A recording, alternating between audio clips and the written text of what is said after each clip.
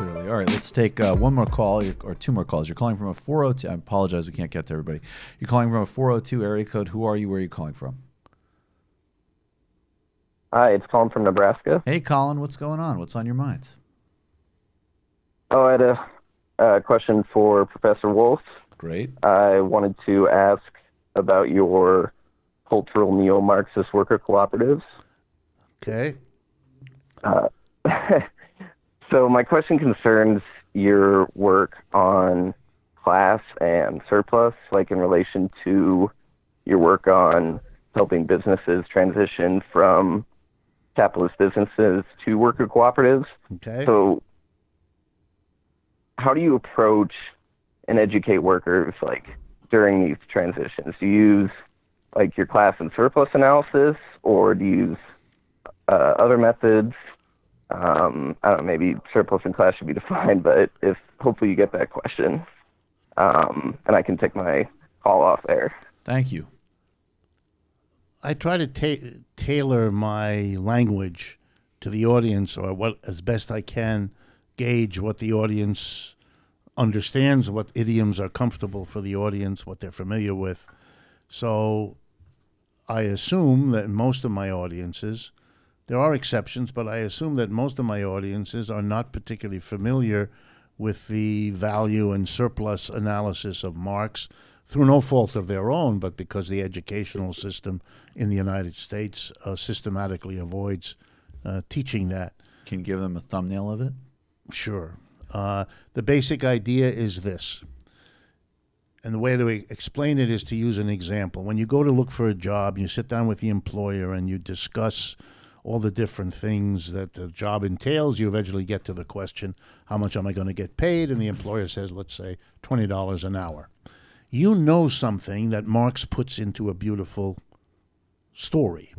You know that that employer is not going to pay you $20 an hour if all you do by your labor each hour is add $20 to whatever it is that that employer sells.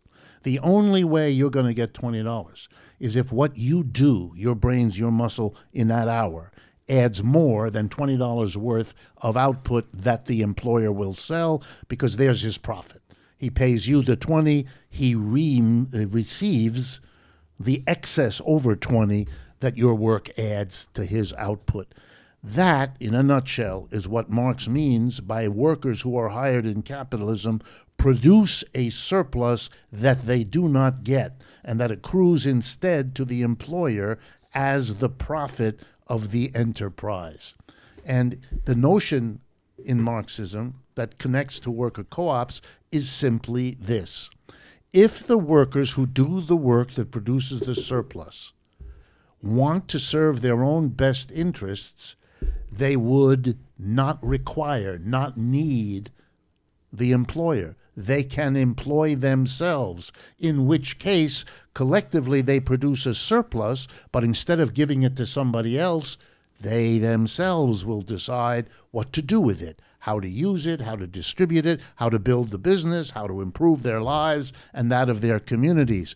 And that would make the workplace democratic. It would mean that the workers, one person, one vote, together not only produced the surplus, but decided democratically what to do with it. We live in a capitalism in which the majority of people are producers of surplus, and a tiny minority get the surplus and decide what to do with it. It's ironic that in a society like ours, which it preaches endless commitment to democracy, that in the workplace, where most adults spend most of their lives, we have excluded it from day one. And I argue, therefore, that the workers would be immediately better off operating their own enterprises, controlling the conditions of their work, the remuneration of their work. But beyond that, it would be the realization of a democracy this country has preached, but never yet achieved, in part because it excluded it from the workplace. So that would make the workers who make the conversion revolutionary leaders in a democratic direction.